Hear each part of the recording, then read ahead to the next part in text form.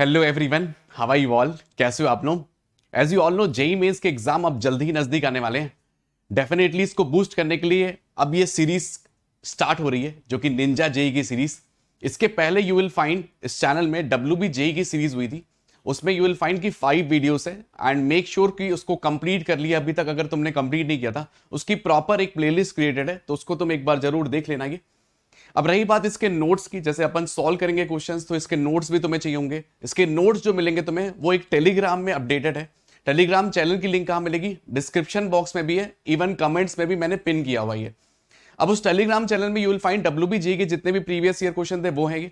अब साथ ही साथ तुम्हारे पास जेई मेंस के भी जितने भी क्वेश्चंस आए हैं वो भी तुम्हारे पास वहां पे तुम्हें मिल जाएंगे विद सॉल्यूशंस, है ना। जल्दी वहां पे अपडेट होना स्टार्ट हो जाएंगे। प्लस इसके जो तुम्हारे जो नोट्स हैं और डब्ल्यूबीजे के जो वहां पे हुए थे पीवाईक्यूज, जो कि वहां पे निंजा टेक्निक्स के थ्रू, वो भी तुम्हें वहां पे मिल जाएंगे। तो टेलीग्राम चैनल जरूर ज्वाइन कर लिए, डिस्क्रिप्शन बॉक्स में है। नहीं पता चल रहा है तो जरूर मुझे पिन कर देना लक्की जिठानी से, तो मैं तुम्हें टेलीग्राम चैनल में ऐड कर दूंगा ये। अब अगर तुम चैनल में पहली बार आए थे, है ना, क्या होता है कि हम पढ़ लिए पूरा वीडियो और फिर भूल जाते हैं कुछ चीजें।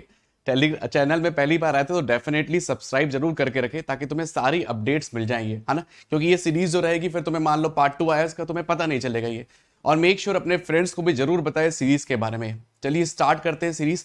Before starting I will tell you कि ये जब तुम सीरीज पूरी देख रहे होगे, डेफिनेटली ये नहीं सोचे कि इसमें कुछ तुक्का उक्का लगा रहे होंगे। तुमने शायद पहले भी मेरी चीजें देखी होंगी, तो उसमें कोई तुक्का नहीं होगा, सारा कुछ लॉजिकल काम हो रहा होगा। ये थोड़ा बहुत अंडरस्टैंडिंग चाहिए, थोड़ा बहुत तुम्हारा पढ़ा होना चाहिए, तभी तुम इस चीज को फ्लो में ला पाते हो। Let's start with a part. अब इसके बाद स्टार्ट कर रहे हैं आप लोग हैशटैग जेई फोड़ने के साथ, है ना। तो देखो कि तुम्हारे पास, अगर तुम्हें लगता है कि प्रॉपर वे में हमें जो है टॉपिक वाइज जो है हमें ट्रिक्स मिल जाएंगे, डेफिनेटली उसके लिए भी कोर्सेस हैं। उसमें तुम्हें ऑलरेडी मैंने इन्फॉर्म किया था इसके प्रीवियस वीडियो में। You will find 300 Ninja problem तुम्हें मिल जाएंगे, जिसमें कि नोट्स के साथ विद 999 मिल जाएंगे। क्रैश कोर्स विद दीपीपी 799, और तुम्हें दोनों चाहिए तो 1499। इसका पूरा शेड्यूल, पूरा अपडेटेड, पूरा चीजें कैसे कैसे मिलेंगी वो डिस्क्रिप्शन बॉक्स में उसकी भी लिंक है। जैसे ही तुम्हारा पेमेंट कंप्लीट हो जाए तो तुम्हें 24 आवर्स में सारी कुछ रिकॉर्डिंग एक्सेस मिल जाता है ना। सब कुछ मेंशन है वहां पे, तुम एक बार चेक कर सकते हो, तुम्हारे लिए बहुत बेनिफिशियल है। प्रॉपर टॉपिक वाइज मिलेंगे तुम्हारे पास। स्टार्टिंग में तुम्हें 100 तुम्हारे पास वीडियोस तुरंत 100 जो है तुम्हारे पास क्वेश्चन तुरंत आ जाएंगे। 200 क्वेश्चन जो रहेंगे वो 20 करके आ रहे होंगे, है ना। तो शेड्यूल वाइज है 13 को, 14 को, 15 को कौन से टॉपिक का आएगा, तो ये टॉपिक वाइज आ रहे होंगे, तो तुम्हारे लिए बहुत बेनिफिशियल हो जाता है ये, है ना। यहाँ पे जो कर रहे होंगे अपन टोटल वाइज कर रहे होंगे, ये भी तुम्हारे लिए बहुत बेनिफिशियल है। तो आज जो करेंगे अपन 10 क्वेश्चन करने वाले हैं। Are you ready for it? Make sure जो भी हम 10 क्वेश्चन करें, तो पहले तुम ध्यान से देखना उसमें क्या लिखा हुआ है। उसके बाद कमेंट जरूर करना कि तुम्हारे कितने सही थे। 10 में से 9, 10 में से 8। एक क्वेश्चन तुम्हें जो है लास्ट का जो क्वेश्चन रहेगा वो हमारा एक होमवर्क की तरह होगा। डेफिनेटली उसको कमेंट करना है, हैशटैग जेई फोड़ना है। चलिए स्टार्ट करते हैं अपन। सबसे पहली चीजें तुम्हें दिख रही है इस सवाल को देखते हुए, ये डबल समेशन की प्रॉब्लम है, ये है ना, डबल समेशन। तो यार ये सवाल तो देख के पहली बात तो अपन भाग जाते हैं। ये सवाल देखते ही कई भाग जाते हैं, इतने बड़े बड़े सवाल है ये। तो देखो यहाँ पे ना, सभी में तुम देखो यहाँ पे 14 लिखा है, लिखा है यहाँ पे 14 लिखा हुआ है, 14 लिखा हुआ है एंड 14 लिखा हुआ है, लिखा हुआ है ना 14 14 14। दूसरे में क्या लिखा हुआ है? 15 लिखा हुआ है, 15 लिखा हुआ है, 15 लिखा हुआ है, 15 लिखा हुआ है। ये सबसे पहले क्या करोगे, जो ऊपर वाले का सम निकालोगे। क्या ये कांस्टेंट चल रहा है? तो तुम देखो कांस्टेंट चल रहा है। कांस्टेंट मतलब दोनों को ऐड करो, है ना, दोनों को ऐड करो। ट्रिक समझ गए? 14 प्लस 15, सभी में देखो ऊपर वाले को किसको बोले, न्यूमरेटर, ऊपर में जो लिखे हुए हैं, ऊपर में, यहाँ पे ऊपर, तो जो ऊपर में लिखे हुए हैं 14 प्लस 15, 14 प्लस 15, 14 प्लस 15, कोई दिक्कत नहीं है। सभी में क्या आ रहा है? 29 आ रहा है ना, 29। और सभी ऑप्शन में देखो 29 भी लिखा हुआ है, तो हम सही चल रहे हैं, हम जो है सही चल रहे हैं। 29C आ जाएगा ये, है ना। सबसे पहले सभी ऊपर वालों को ऐड करना है जब भी डबल समेशन है, उसके बाद नीचे वालों को ऐड करना होता है। नीचे वाले में ना क्या होगा कि तुम्हारे पास, तुम देखो यहाँ पे ना कांस्टेंट नहीं है। ये देखो यहाँ पे 0 और 1 है, तो सर यहाँ पे तो 1 आ रहा है, 1 प्लस 2 है तो 3 आ रहा है ये, है ना, सो ऑन। जबकि हमारी वैल्यू जो कांस्टेंट आएगी वो अपन रखेंगे। जैसे ऊपर वाले में तुमने देखा कांस्टेंट है, तो हम ना कुछ चालाकी करेंगे। कौन सी चालाकी? देखो एक चालाकी होती है, एनसीआर की एक छोटी सी प्रॉपर्टी होती है, उसे अपन कहते हैं चालाकी। NCR will be equal to NCN minus r. होता है ना, ये होता है कि नहीं? जल्दी बता दिए। ये प्रॉपर्टी, बस एक बेसिक सी ये वाली प्रॉपर्टी लगानी है। NCR will be equal to NCN minus r. चाहे 14 को पकड़ के लगा दो, जो 14 वाले दिख रहे हैं, चाहे वो 15 को पकड़ के लगा दो, इसी से तुम्हारी पूरी बात बनते हुए आएगी। जैसे कि मान लो अपन इसको लगा देते हैं तो यहाँ पे कितना आ जाएगा 14C14 आ जाएगा थ्रू और प्रॉपर्टी, है ना। इसमें लगाएंगे तो क्या आ जाएगा 14C0 आ जाएगा NCR will be equal to NCN minus r. अब देखो जोड़ा जाड़ी चालू करो, 14C14 15C1 आ जाएगा 15C1, 14C14 15C1, फिर उसके बाद क्या आ जाएगा 14C13 15C2। अब देखो सभी में तुम देखो नीचे वालों को ऐड करो, समझ में आ रही बात, नीचे वालों को ये डिनोमिनेटर वालों को, ये जो नीचे नीचे लिखे हुए हैं तो ये कितने आ रहे हैं 15 आ रहा है, इसके बाद वाला भी कितना आएगा 15 15 15 15 15, खेल इज खत्म और 29C15 इज अवर आंसर। ये तो 29C15 कर लो या 29C14 कर लो, दोनों चीजें सेम होती हैं क्योंकि NCR will be equal to NCN minus bar. हमेशा याद रखना डबल समेशन की प्रॉब्लम ना अभी ट्रैकेबल में है, रिसेंटली तुमने देखा होगा जेईई मेंस में दो प्रॉब्लम्स आई हैं, है ना। तो प्रॉब्लम्स आती है इससे, डबल समेशन में सबसे पहले वाले ऊपर वालों को ऐड करोगे, नीचे वालों को ऐड करोगे, नीचे वालों को ऐड करने के लिए क्या होगा NCR will be equal to NCN minus r. एक चीज ध्यान रखना, जब भी ये जीरो से, अगर जैसे मान लो ऑप्शंस में दिख रहा है -1 या -2 करके कुछ माइनस में दिख रहा है, मतलब एक टर्म ना फिर मिसिंग चल रहा है। टर्म मिसिंग कैसे, जैसे मान लो यहाँ पे 0 से स्टार्ट हुआ 14 पे खत्म हुआ ना। अब जैसे मान लो एक टर्म मिसिंग, मान लो 14C1 से स्टार्ट होता है, ये गायब कर देता है यहाँ से, तो उसको फिर माइनस करना पड़ता है ना इस वाले टर्म को। तो माइनस अगर लिखा हुआ है तब तुम्हें ट्रैकिंग होनी चाहिए, नहीं लिखा है मतलब सब कुछ सही चल रहा है दाम में। ये समझ में आ रही चीजें, काफी आसान। डबल समेशन देख के हम घबरा से जाते हैं। सबसे पहले मैंने क्या बोला, ऊपर वालों को ऐड, नीचे वालों को ऐड। नीचे वालों कैसे बनाओगे, NCR will be equal to NCN minus r. तो ये क्वेश्चन नंबर 1 इज डन, है ना। तो क्या तुम्हारा डन हुआ कि नहीं, ये भी जरूर तुम्हें मेंशन करते जाना है। अब ये सवाल सीरीज के देख के तो हम पहले ही डर जाते हैं, नहीं बाइनोमियल थ्योरम देख के ही वैसे ही हम डर जाते हैं, और ये सीरीज फ्रीज आ गई, हम तो बस वो NCR will be equal to NCN minus r वो सब छोटी छोटी प्रॉपर्टीज लगा लेते हैं, कोई दिक्कत नहीं है। ऐसे टाइप के कभी भी सवाल आया समेशन वगैरह निकालने के लिए तो क्या करना है, हमें n की वैल्यू डाल देना है। सबसे आसान तरीका n की वैल्यू कौन सी, n की वैल्यू डालें 1 डाल देते हैं, थोड़ा आसान पड़ता है ना अपने को 1, तो हम n की वैल्यू 1 डाल देंगे। Put n is equal to 1, बहुत ही आसान, सबसे इजीएस्ट तरीका। जब भी n वाले टर्म्स वाले आए मतलब हमें वैल्यू डाल के करना है, तो n की वैल्यू 1 डाले, तो 1 डालोगे तो पहला टर्म क्या आ जाएगा 1C0 आ जाएगा ना, 1C0। फिर दूसरा टर्म क्या आ जाएगा 2 into 1C1, बस अब खत्म हो गया। तो 1 + 2 की वैल्यू कितनी आ रही है, 3 आ रही है। अब किसमें वैल्यू, n की वैल्यू 1 डालने के बाद 3 आ रहा है, तो वो हमारा आंसर आ जाएगा ये, है ना। हमने सबसे छोटे से स्टार्ट कर देना, कोई भी छोटा वाला वैल्यू होगा वो स्टार्ट होगा। तुम बोलोगे सर 2 क्यों नहीं लिए, 2 भी ले सकते हो, हम सबसे छोटे वाले से स्टार्ट करेंगे। अब 0C0 एक्चुअली होता नहीं है, इसलिए n की वैल्यू 0 नहीं रखी है मैंने। कई बोल रहे हो सर n की वैल्यू 0 क्यों नहीं रखी यहाँ पर, है ना। अभी देखो यहाँ पे 3 आया, किस वैल्यू में n की वैल्यू 1 डालने के बाद 3 आ रहा है, यहाँ पे रखते देखो 1 + 2 3 और 2 की पावर 0 आ गया ना। तो ये कितना आ गया 3 आ गया, गजब कर दिया यार, ये पहला टर्म आ रहा है ये।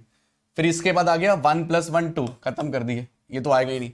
1 + 1 2, 1 + 2 3 इंटू 2 की पावर 1, तो कितना आ गया 6 आ गया, खत्म कर दिए, खत्म। तो आंसर क्या आ गया, a के बराबर, देख सकते हो। इट्स वेरी इजी, n के टर्म में आया ऐसे अपन को निकाल देना है, वरना क्या होता है ना, तुम जनरल टर्म लिखते, गजब काम करते। देखो जनरल टर्म कैसे लिखी जाती है, समेशन ऑफ n + 1 CR, तो इस तरीके से इसकी जनरल टर्म लिखते हैं। फिर इसमें जो है मेथड लगाते हैं, summation of r is equal to 1 to n r + 1 NCR के बराबर, इस तरीके से r is equal to 0 to n NCR + 1 NCR। फिर अलग अलग करते, प्रॉपर्टी लगाते, 2-4 दिन तो आराम से लग ही जाते हैं। Summation of r is equal to 0 to n, फिर यहाँ पे आ जाता है r इंटू NCR, फिर यहाँ पे आता है summation of r is equal to 0 to n, फिर आ जाता है NCR, और समेशन ऑफ NCR की वैल्यू लिखते हैं तुम 2 की पावर n, इसकी वैल्यू लिखते n इंटू 2 की पावर n - 1, फिर यहाँ से सॉल्व करते तब ये वैल्यू मिलती तुम्हारे पास, ये है ना। तो इससे थोड़ा सा कॉम्प्लेक्स था, ये कॉम्प्लेक्स था ना अपने पास, क्योंकि r की वैल्यू जो जा रही है अपने पास जो है 0 से स्टार्ट हुई है और ये जा रही है NCR + 1। हाँ ठीक है, आई थिंक सही है। तो तुम देखो यहाँ से ना जल्दी हो जा रही है प्रॉब्लम, अगर हम r की वैल्यू 1 रख रहे हैं। जनरल तरीके से कर सकते हो, बट तुम्हें पता होना चाहिए ना रूल कि समेशन ऑफ NCR क्या होता है, या समेशन ऑफ r NCR को कैसे सॉल्व करते हैं, या समेशन ऑफ r² NCR को कैसे सॉल्व करते हैं। वो सारी टेक्निक पता है तो तब तो ईजी है ये, क्योंकि जब r NCR को जैसे तुम्हें कभी सॉल्व करना है, कभी भी जैसे मान लो समेशन ऑफ r NCR, तो NCR में फिर प्रॉपर्टी लगाई जाती है, तो n और r को बाहर करते हैं फिर अपन, ये है ना। ये सब पता होना चाहिए तभी तुम लगा पाओगे ना। फिर आ जाएगा n - 1 CR - 1, इस तरीके से फिर स्टार्ट किया जाता है। r² वाले में भी अपने पास r into r - 1 plus r करके लिखना होता है, तो उसको तोड़ के अपने को सॉल्व करना होता है, या फिर एक तरीका होता है डिफरेंशिएशन, वहां से भी ये पार्ट आता है। अब ये क्वाड्रेटिक का बहुत ही बेहतरीन सवाल है ये। देखते ही तुम्हें अंदर से फील आ जाना चाहिए। ये सवाल का पैटर्न देख लो, ये क्वेश्चन नंबर 3 का इसका पैटर्न जरूर देख लो। पैटर्न पैटर्न क्या है, यहां पे लिखा हुआ है if a minus B into x का square plus C minus A into x plus B minus C is equal to 0 then A B C are in. जब भी ऐसा आया, पूरा पैटर्न में लिखे देखो, ए बी फिर बी सी और सी ए, कहीं भी इसका टूटता हुआ पैटर्न नहीं आ रहा। अगर इसका टूटता हुआ पैटर्न नहीं आ रहा मतलब x की वैल्यू 1 यहां पे सेटिस्फाई करने वाली है। ध्यान रखना, ऐसे कभी भी दिखता है इक्वल टू रूट्स, ऐसे जेई में एक्चुअली पहले भी आ चुका है ये, चांसेस आर वेरी हाई। इसके दो टाइप के क्वेश्चन बनते हैं, तो दोनों टाइप बता देंगे। x की वैल्यू 1 रखते ही तुम्हारी गजब काम हो जाएगा। 1 रख दो यहाँ पे 1, तो यहाँ पे जैसे ही तुमने x की वैल्यू 1 रखी तो क्या आ जाएगा, सेटिस्फाई कर जाएगा। दोनों रूट्स क्या आ जाएंगे, 1 और 1 आ जाएंगे ना। तो प्रोडक्ट ऑफ रूट्स क्या कह सकते हैं, 1 1। तो 1 इंटू 1 क्या आ जाएगा, b minus C is equal to आ जाएगा a माइनस बी। यहां से देख सकते हो a minus B will be equal to b minus C, तो यहां से आ जाएगा a plus C is equal to 2b। तो यहां से हम क्या कह सकते हैं, A B C are in A P के बराबर कह सकते हैं ना, कि ए बी सी जो आएंगे वो एक एपी में आएंगे। अब बस अब ऑप्शन ढूंढ लो किस में पढ़े हैं, A B C are in A P के बराबर। वरना क्या होता है ना, तुम डी इक्वल टू 0 लाते फिर वहां से कंडीशन लाते। तो यही एक क्लिक फैक्टर है इस सवाल के लिए। एक सवाल ये आता है, एक सवाल ये आता है ना। हो सकता है तुमने देखा हो ये a into b minus c into x का स्क्वायर, फिर आता है देखो b into c minus A into x plus c into a minus b is equal to 0। ये बेहतरीन सा सवाल। ये ऐसे भी सवाल तुम देखोगे इस टाइप के, इसमें भी रूट जो आएगा वो 1 1 आ जाएगा ये। और इसमें जो आता है वो एचपी की कंडीशन आती है। इसमें कौन सी आती है, एचपी वाली, इसमें कौन सी आती है, एपी वाली, है ना। ध्यान रहेगा तो इजी रहेगा तुम्हारे पास। तुम देख सकते हो यहाँ पे ये ट्रिक्स की तरह ही है, तुम्हें ध्यान रखना है कि हाँ इसके लिए इस तरीके से अप्रोच होगा। प्रॉब्लम्स को देख के हमें बताना चाहिए, जो कि रिपीटेशन है, खास करके प्रीवियस ईयर क्वेश्चन जो तुम्हारे लिए हेल्पफुल हो सकता है वही सवाल कर रहे हैं। ऐसा नहीं होगा कि हम जो सी लगा के इस टाइप के सवाल, जो सवाल तुम्हारे लिए बहुत इंपॉर्टेंट है, मोस्ट इंपॉर्टेंट है, वही कवर करेंगे। अब ये सवाल बहुत ही परमानेंट सवाल, और ये जो है जेई का भी इस समय ये फेवरेट हो चुका है। ये बहुत ही वन ऑफ द फेवरेट्स में सवाल हो चुका है। ये अभी रिसेंटली ये सवाल आ चुका है, दिस इज अ पीवाईक्यू। ये काफी सारे इसमें से प्रीवियस ईयर क्वेश्चन है जो तुम्हारे लिए हेल्पफुल हो सकते हैं। हो रहे नहीं, है ना। क्वेश्चन नंबर 4 देखो, ये क्वेश्चन नंबर 4, इसमें लिखा हुआ है let alpha and beta are the roots of this equation. ये न्यूटन की तरह जो है क्वेश्चंस को सॉल्व करने का पैटर्न होता है। देखो यहाँ पे लिखा हुआ है 5x का square plus 6x minus 2 is equal to 0। तुमसे हमेशा पूछेगा 6 5 4, ऐसी पैटर्न में पूछेगा, या तो 4 3 2, या फिर 3 2 1, या तो 2 1 0, या फिर 8 9 7 हो गया, 9 8 7 हो गया। इस टाइप के पैटर्न पूछेगा। अब ऐसा नहीं पूछेगा 9 8 3, फिर तो पूरा निकालना पड़ जाएगा, ऐसे दम तुमसे लगवाएगा ही नहीं। ऐसे टाइप के पैटर्न को क्या करोगे, जैसे ये लिखा हुआ है 5 टाइम्स, है ना, तो कहां से स्टार्ट करना है, हमें 6 5 4 से स्टार्ट करना है। तो सबसे पहले तुम्हारे पास आ जाएगा S6, यहां पे बड़ा वाला pattern, S6 plus 6 times of S5 minus S5 minus 2 times of S4 is equal to 0। क्योंकि पहले भी तुम देखो रखोगे इसमें 5 अल्फा स्क्वायर, फिर ऐड करोगे, फिर अल्फा की पावर 4 से मल्टीप्लाई करोगे, अल्टीमेटली यही आ जाएगा ये। अब जैसे मान लो सर, जैसे और भी एग्जांपल तुम्हें बता देते हैं, जैसे मान लो 4 3 2 में आ जाता, 4 3 2 में, तो ऐसे लिखते देखो 5 into S4 plus 6 into S3 minus 2 into S2 is equal to 0। देख पा रहे हो, ये सवाल आते हैं इसलिए हम बता रहे हैं। ये वो सवाल अपन देख रहे हैं जो कि बहुत बहुत बहुत ज्यादा वाला इंपॉर्टेंट है। ये 4 3 2 में आ गया।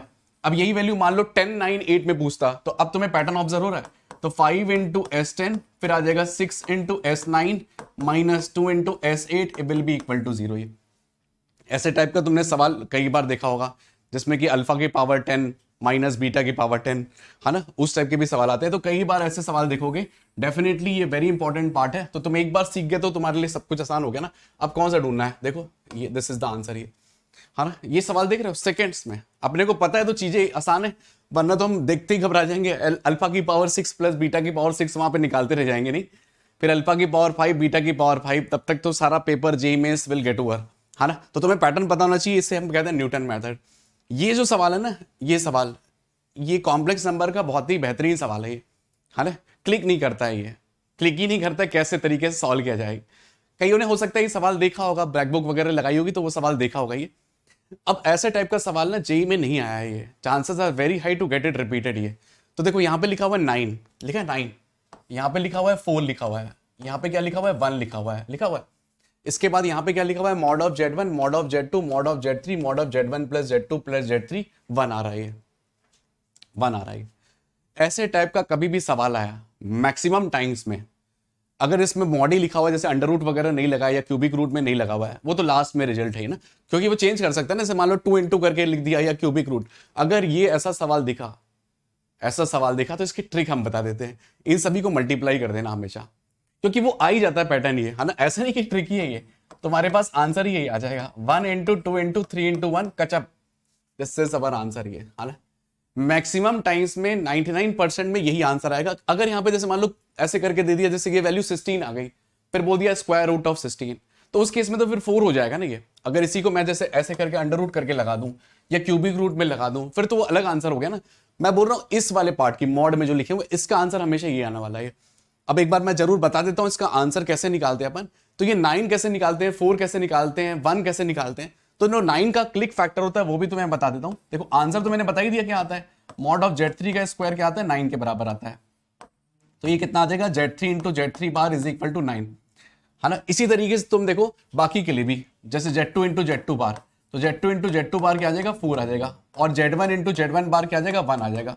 अब जहां पे भी तुम्हें 194 दिख रहा है ना, उसकी वैल्यू को पुट कर दो वहां पे। जैसे ही तुम पुट करोगे देखो कैसे बन जाएगा, Z3 इंटू Z3 बार, ये वैल्यू आ जाएगी Z1 Z2, फिर उसके बाद Z2 इंटू Z2 बार, फिर आ जाएगा Z1 Z3, फिर उसके बाद Z1 इंटू Z1 बार, ये वैल्यू आ जाएगी Z2 इंटू Z3। अब तुम देखो यहां से ना क्या होगा, Z1 Z2 Z3 जो आ जाएगा वो पूरे में कॉमन आ जाएगा ना। पूरे में कॉमन आने के बाद देखो ऐसे निकल जाएगा ये बेहतरीन सी चीज, देख रहे हो। इसीलिए मैंने बोला था कि वो हमेशा वो निकल ही जाता है, ये Z1 plus Z2 plus Z3 का बार। अब चाहे देखो हमें ऐसे निकालें, चाहे मॉड ऑफ Z निकालें, चाहे मॉड ऑफ Z बार निकालें, ये दोनों रिजल्ट सेम आते हैं। ये 2-3 प्रॉपर्टी हैं जो कि तुम्हें ध्यान रखनी चाहिए, एक ये वाली और एक mod Z square equal to Z into Z bar.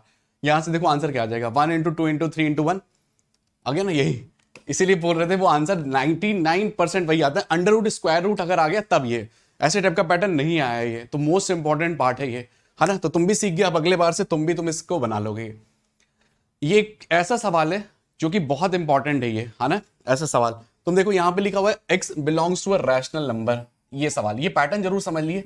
x belongs to a irrational number, दो टाइप के हैं, एक लिखा हुआ है x बिलोंग्स टू q और एक लिखा हुआ है x not belongs to q, लिखा है ना, x not belongs to q is a continuous at. इसको ध्यान से देख लिए, कई बार यहाँ पे वैल्यूज लिख के आएगी, कई बार पूछेगा x की वो वैल्यू बताइए जिसमें ये कंटिन्यूअस हो जाएगी।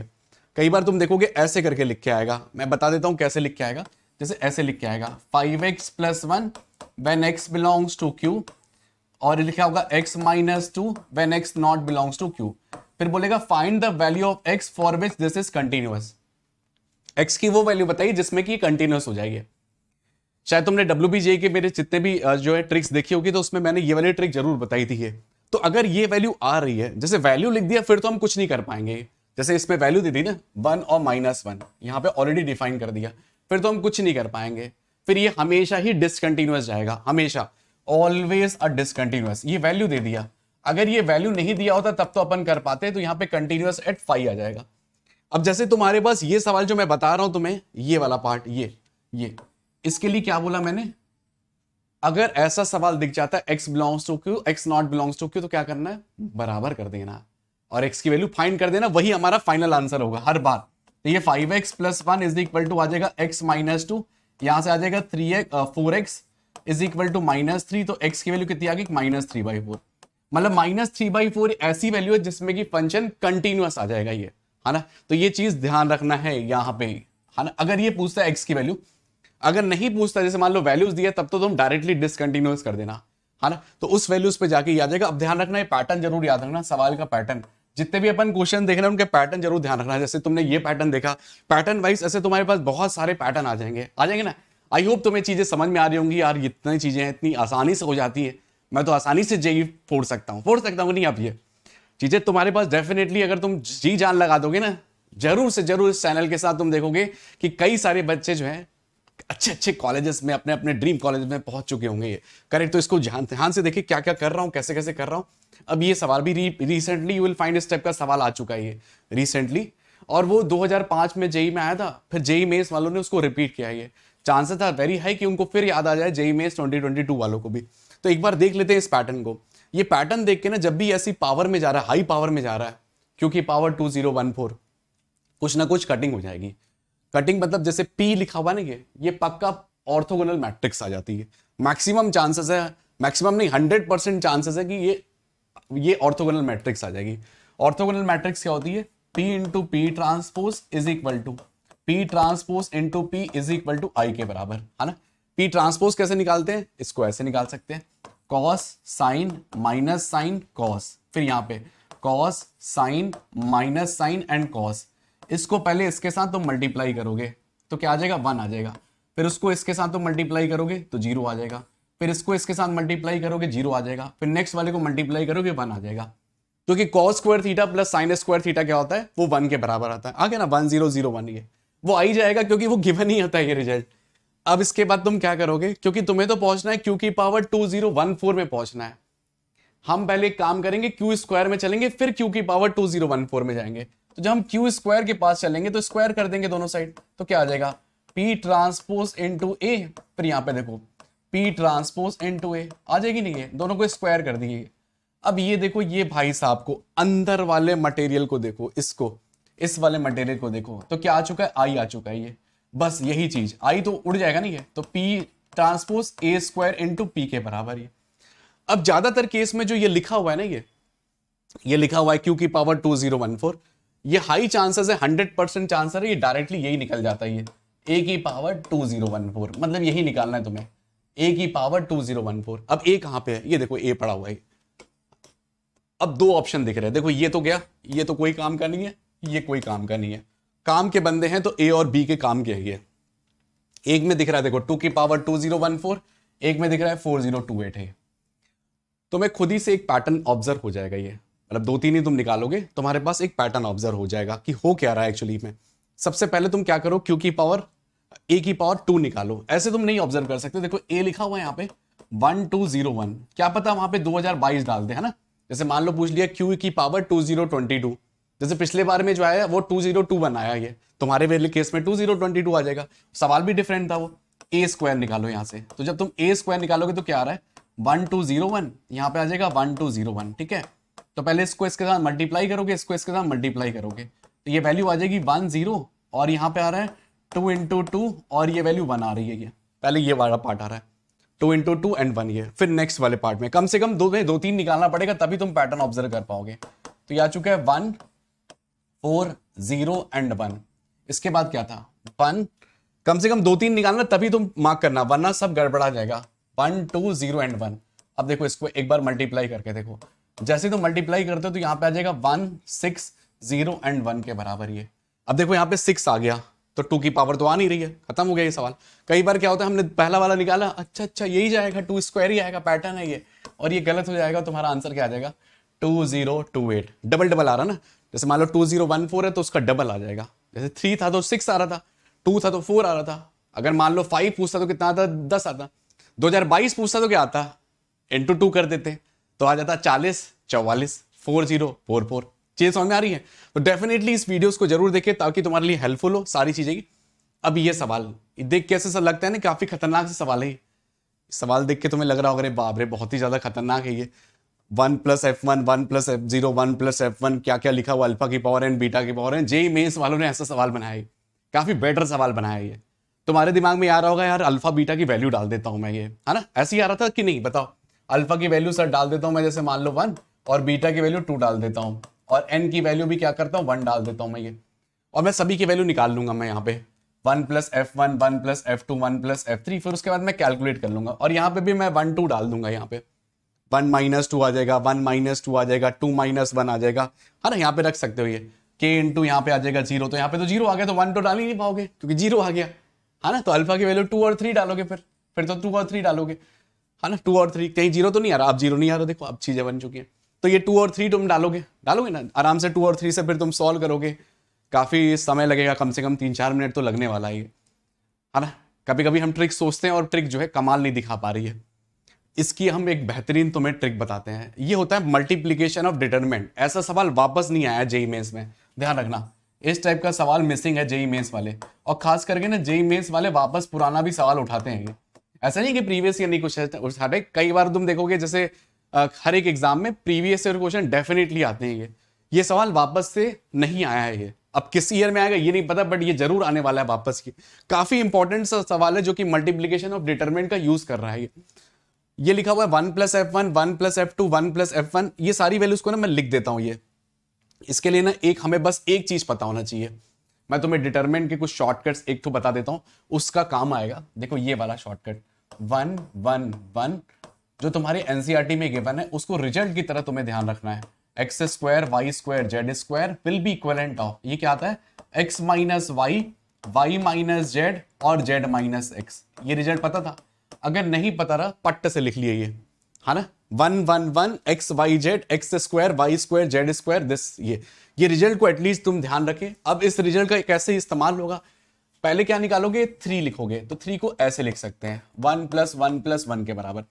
फिर उसके बाद तुम क्या करोगे, 1 + f1 है ना, तो f1 की वैल्यू निकालोगे, तो वो क्या आ जाएगी, 1 + α + β आ जाएगी। कैसे आ जाएगी, क्योंकि भाई साहब ये लिखा हुआ है f1, तो n की वैल्यू 1 डालोगे तभी तो α + β आएगा। फिर दूसरा वाले में 1 + f2 निकालोगे, तो वो क्या आ जाएगा, 1 + α² + β² आएगा ना, 1 + α² + β²। फिर अगेन 1 + α + β, फिर अगेन 1 + α² + β², फिर अगेन 1 + α³ + β³। फिर अगेन देखो यहाँ पे 1 + α² + β², फिर अगेन 1 + α³ + β³, फिर अगेन 1 + α⁴ + β⁴। बन रही बात? देख रहे हो कितनी सारी चीजें हो चुकी है। ये देख के इंसान जो है घबरा जाएगी। ये है इतनी सारी चीजें आ रही है, मतलब हमारा क्या लगने वाला पता है, मल्टीप्लीकेशन ऑफ द डिटरमिनेंट्स। ये 2 मल्टीप्लाई करके दिया हुआ है ये। अब इसको ढूंढते कैसे हैं, सबसे पहले क्या करना, 2 डिटरमिनेंट ऐसे लिख लेना, ये 2 डिटरमिनेंट, है ना, ऐसे करके 2 डिटरमिनेंट लिखना होता है ये।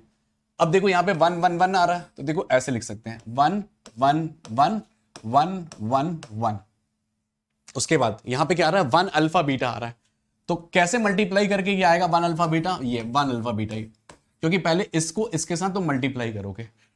मैट्रिसेस में क्या होता है, हम रो कॉलम वाइज मल्टीप्लाई करते हैं। इसमें मैट्रिसेस में, इसमें डिटरमिनेंट में क्या है, तुम रो वाइज भी मल्टीप्लाई कर सकते हो, कॉलम वाइज भी, किसी भी तरीके से। ये क्या आ जाएगा, 1 α² एंड β²। ठीक है, ये सेकंड वाला। अब इसको ये वाले पार्ट को बनाना हमें, तो ये आ जाएगा 1 अल्फा और बीटा, ये फिर अगेन 1 α² और β²। ये अब बस सबको मल्टीप्लाई करके देखो, इसको इसके साथ भाई साहब ये पढ़े हैं, इसको इसके साथ भाई साहब यहाँ ये और ये पढ़ा है, ये ये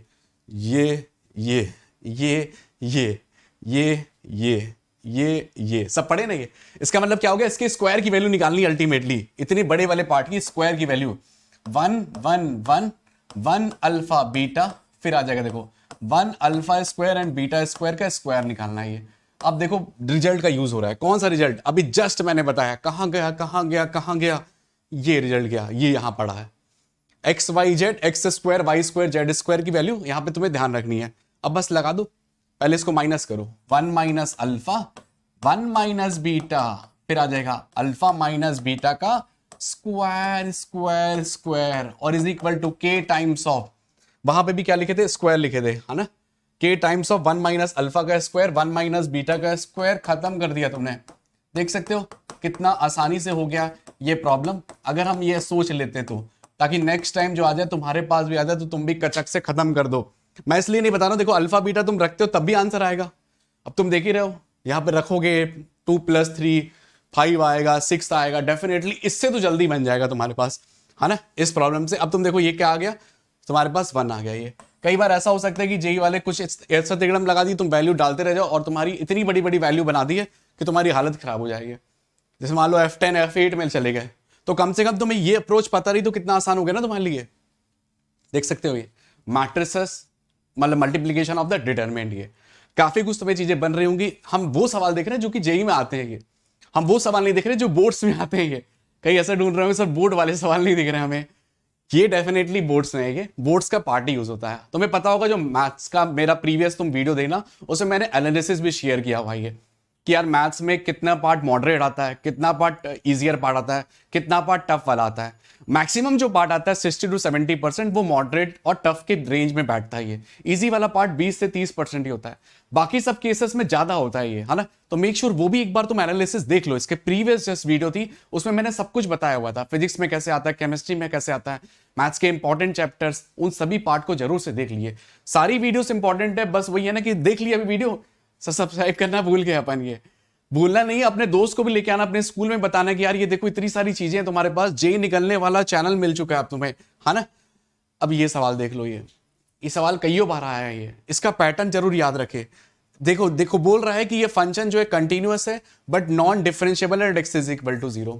अल्फा की वो वैल्यू बतानी है। इस सवाल को पहचान लो, शकल पहचान लो, x की पावर अल्फा साइन 1/x। तो अगर कभी भी पूछता है ये कब कंटिन्यूअस होगा, कब ये कंटिन्यूअस होने वाला है, कब कब कब कब, किसी को पता है? हाँ पता है, हमने पढ़ा है सर। अल्फा ग्रेटर देन 0 पे फंक्शन जो आता है इसमें कंटिन्यूअस आ जाता है, ये अल्फा ग्रेटर देन 0 में।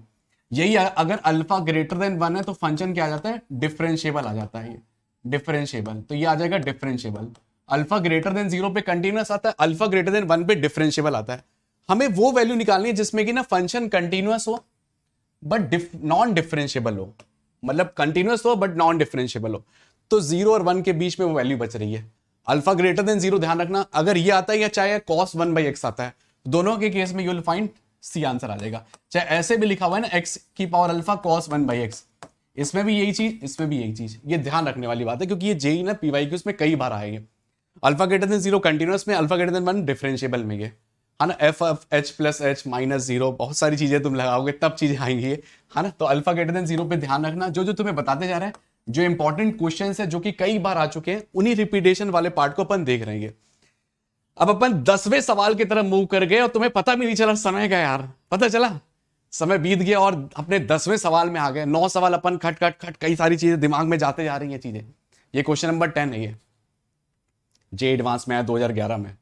मेंस वालों ने कॉपी नहीं किया इसके सवाल को, कॉपी नहीं किया, भूल गए हैं ये सवाल को, पकड़ना भूल गए हैं, इसको सवाल को पकड़ना भूल गए हैं। क्या तुमने पकड़ा है कि नहीं ये सवाल को? इसका कमेंट में ऑप्शन, मतलब जो भी आंसर आएगा वो जरूर बताए। ये एक इंटीजर टाइप की प्रॉब्लम है जे एडवांस के कैटेगरी में। ये एक रिजल्ट होता है जो कि तुम्हें ध्यान रखना होता है। ये 1996 में आया था जेई में, फिर उसके बाद जो है 2011 वालों में रिपीट किया गया। जेई एडवांस वाले भी रिपीट करते हैं, तो मेंस तो बेचारा क्या कर सकता है। नहीं तो मेक श्योर कि तुम ये क्वेश्चन जो है, अगर तुमने नहीं सॉल्व किया था, आज ढूंढो किताब में, करो इस सवाल को। ऑप्शन नहीं बताएंगे, तुम्हें सीधे इंटीजर में ठोकना है कि सर ये 10वें नंबर का ये सवाल था, ये करेक्ट। और बाकी जो 9 सवाल थे जो तुम्हें बताई मैंने, इन सबको कंप्लीट करो, धमाकेदार, तुम्हारे लिए बहुत बेनिफिशियल होने वाला है। ये वो सवाल मैं ढूंढ के ला रहा हूं जो तुम्हारे लिए बहुत इंपॉर्टेंट है, खास करके प्रीवियस ईयर क्वेश्चन से, एज वेल एज जो मोस्ट एक्सपेक्टेड सवाल है ये, खास करके जहां पे ट्रिक्स से तुम चीजें बना सकते हो। ये क्योंकि वहां पे तुम्हें देखो समय बहुत कम होता है बच्चे, मैथ्स के तुम्हें जो क्वेश्चंस करने हैं 25 अराउंड, तो वो तुम्हारे पास समय बहुत कम होता है। अब तुम बैठो वहां पे नए नए सवाल बनाने बैठे तो बहुत टाइम है। ये अगर तुम्हारे पास नजरों में होगा ये सवाल तो तुरंत तुम्हारे पास दिमाग में कैच हो जाता है। ये तो नजरों में होना चाहिए, आंख देखते यस।